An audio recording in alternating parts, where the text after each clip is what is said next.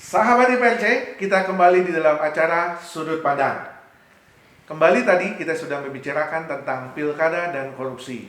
Kita akan lanjutkan perbincangan kita dengan Kang Leo Agustino, dosen dari Universitas Sultan Ageng Tirtayasa Banten.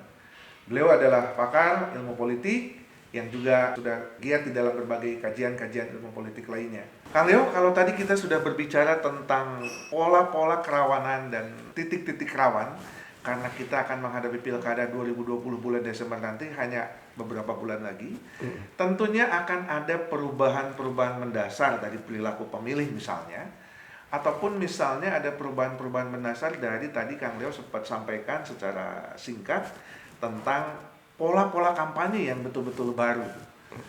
Misalnya kita sedang menghadapi work from home, kemudian stay at home, atau bahkan PSBB, sehingga juga mungkin nanti ke depan pola-pola kampanye ini juga akan berubah begitu.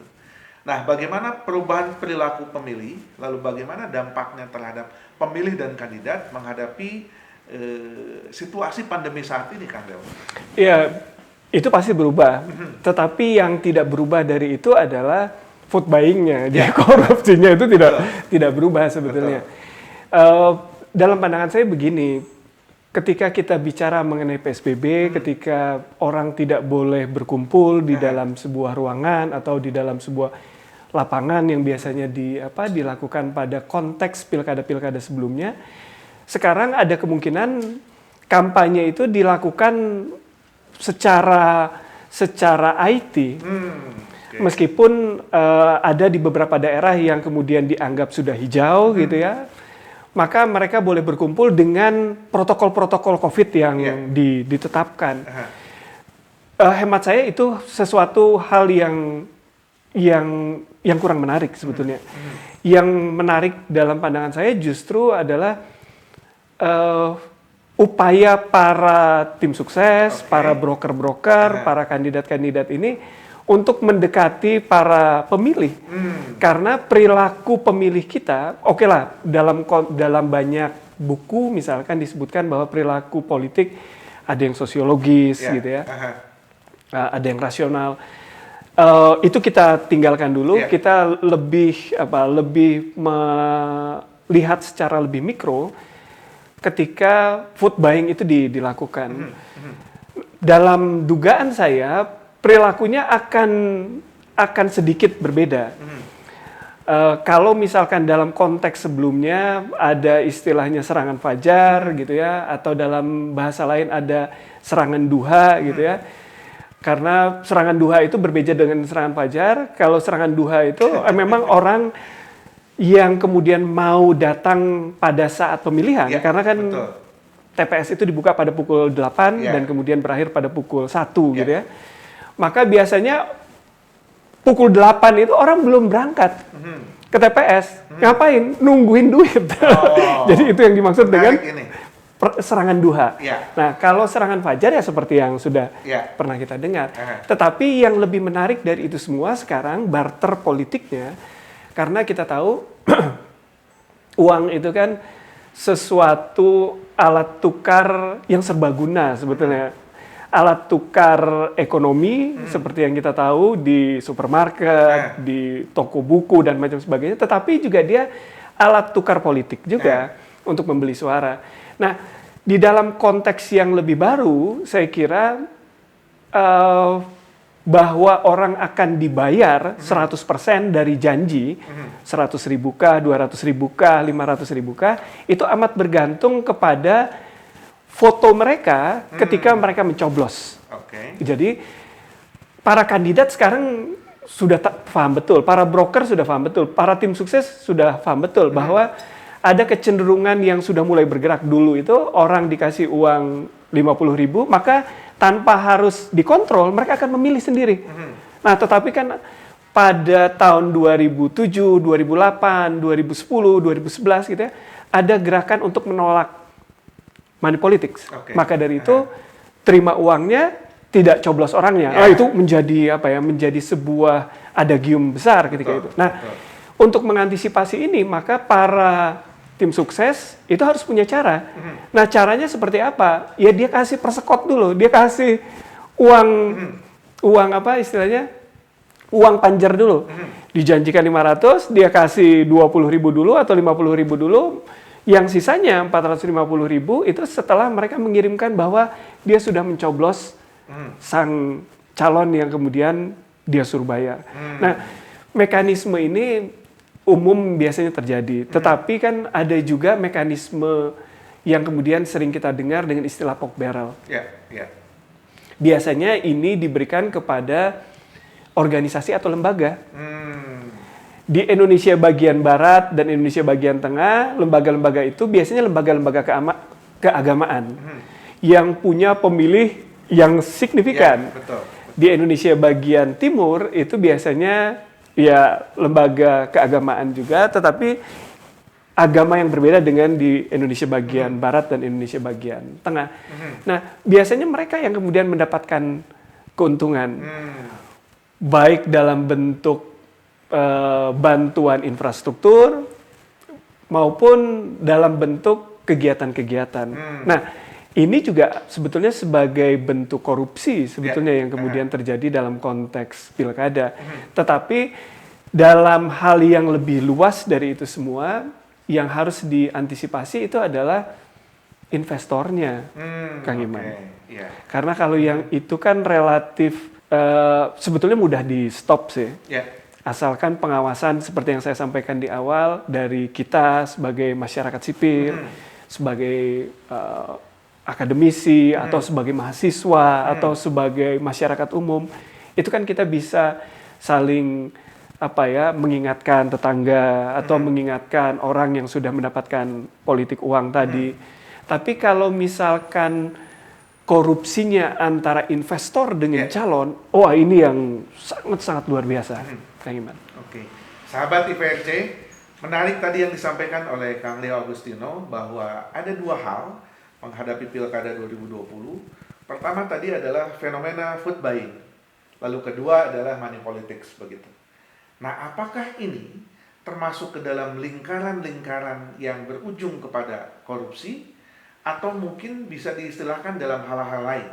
Tadi ada yang menarik bahwa kita berputar kepada permasalahan food buying, kemudian money politics begitu. Lalu kemudian juga tadi muncul sepintas ada investor atau katakanlah aktor besar di belakang para kandidat yang akan berkontestasi di dalam pilkada begitu. Nah, yang saya ingin tanyakan adalah sebetulnya kandidat itu mendapatkan uang dari mana? Katakanlah bahwa hitung-hitungan pilkada itu bukanlah sesuatu yang kecil, tetapi menghabiskan uang yang begitu banyak begitu ya untuk operasionalisasi kontestasi begitu. Nah, lalu apakah mereka menggunakan uang-uang itu dengan cara yang benar atau memang dengan cara yang black line begitu ya, atau dengan kata lain korupsi begitu. Nah, mungkin Kang Leo bisa jelaskan pemetaannya. Ya, begini, sebetulnya kajian disertasi Pak Pramono Anung terkait dengan uang politik itu sudah sangat jelas, clear. Di dalam disertasinya dia menyebutkan untuk menjadi wali kota seorang kandidat harus mengeluarkan berapa miliar gitu ya. Hitungannya bukan belas, puluh.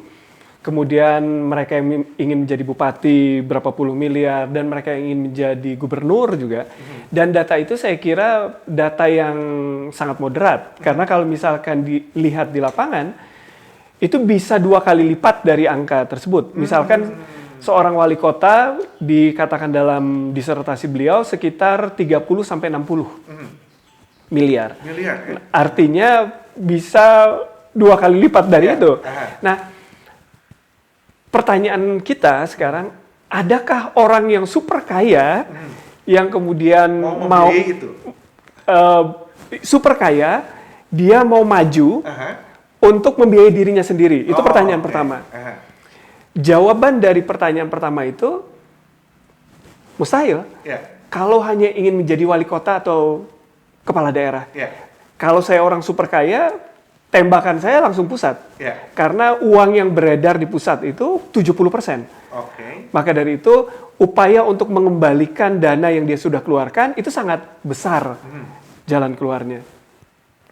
Nah, karena orang super kaya yang ingin maju untuk kontestasi pemilihan kepala daerah untuk dirinya sendiri itu sedikit, maka kita lanjutkan ke pertanyaan kedua. Siapa yang mau membiayai ini? Nah, ternyata ada para orang-orang super kaya yang kemudian mau membiayai para calon-calon kandidat. Tapi bukan berarti bahwa orang-orang super kaya ini tidak ada yang mau membiayai dirinya sendiri. Ada juga orang-orang super kaya yang kemudian mau membiayai dirinya sendiri dan kemudian dia melakukan kontestasi politik di daerahnya dan kemudian menang. Dan inilah yang kemudian oleh Jeffrey Winters disebut sebagai para oligark-oligark itu. Itu di level kota, kabupaten dan provinsi. Nah, kita coba melihat ke hal yang kedua. Para investor-investor politik yang kemudian membiayai para kandidat-kandidat ini. Nah, dalam kajian-kajian atau dalam penelitian yang saya lakukan, misalkan saya mendapati paling tidak polanya ada dua. Saya mensupport 100% kepada kandidat yang kuat, karena ternyata begini, Kang Iman, para investor politik itu adalah orang-orang yang sangat-sangat rasional gitu. Jadi dia tidak mau menghamburkan uangnya untuk mereka yang kalah. Tapi juga dia rasional. Orang yang dia sokong 100% boleh jadi kalah juga. Nah, oleh karena itu biasanya ini ada yang kedua polanya, yakni dia memberi sedikit kepada calon-calon yang menurut dia tidak akan menang. Jadi kalau misalkan calon yang tidak akan menang ternyata menang, ada sumbangan uang saya di kemenangan dia. Jadi mau tidak mau para investor-investor politik ini selalu menang sebetulnya di dalam konteks pilkada. Nah, pertanyaan kita, ya saya tidak perlu menyebutkan ya siapa investor. Sebetulnya ya saya bisa menyebutkan, tapi tidak etis lah ya. Ada beberapa pengusaha-pengusaha super kaya di Indonesia yang memang salah satu investasi mereka itu adalah di pilkada. Nah, mekanisme pengembaliannya seperti apa? Ya, mekanisme pengembaliannya ada berbagai macam hal. Proyek gitu ya, di level kota, kabupaten, bahkan di level provinsi, yang kata orang katanya, kan yang punya daerah itu kota kabupaten. Gubernur sih nggak punya kuasa. Oh, kata siapa? Selevel gubernur pun itu mempunyai proyek-proyek strategis sebetulnya, yang nilainya ratusan miliar. Maka dari itu, seorang gubernur itu dia menerima investasi-investasi dari para investor-investor politik. Nah, maka dari itu ketika kita bilang tidak mungkin ada di level gubernur, untuk menjadi seorang gubernur di dalam obrolan-obrolan saya dengan para calon misalkan, itu menunjukkan angka yang fantastis. Ada yang menyebutkan 100 gitu, ada yang menyebutkan di atas 100 miliar untuk menjadi kepala daerah. Nah, inilah yang membuat menurut hemat saya menjadi problematik. Kita ingin membangun demokrasi, pendalaman demokrasi, tetapi di sisi yang lain kita menggali kubur demokrasi. Nah, oleh karena itu, ya mungkin ke depan saya kira kawan-kawan di IPRC perlu juga membincangkan mengenai pilkada asimetrik. Nah, ini adalah salah satu solusi bagaimana kemudian kita menyelesaikan masalah korupsi sebetulnya. Sahabat IPRC, tadi kita sudah mendengarkan paparan dari Bapak Leo Agustino tentang pilkada dan korupsi. Yang menarik, ada beberapa hal yang kita catat bahwa akan ada fenomena vote buying, money politics, dan perilaku-perilaku koruptif lainnya di dalam pilkada 2020. Pilkada 2020 yang tadinya akan membangun demokrasi lebih baik, tadi kita garis bawahi, akan kemungkinan menjadi kuburan demokrasi. Mudah-mudahan fenomena itu tidak terjadi. Yang terjadi adalah bagaimana kita membangun demokrasi yang lebih baik bagi Indonesia. Demikian acara Sudut Pandang di dalam IPRC. Sampai ketemu di dalam sudut pandang yang lain bersama IPRC. Dan kembali kita akan bersama Sudut Pandang.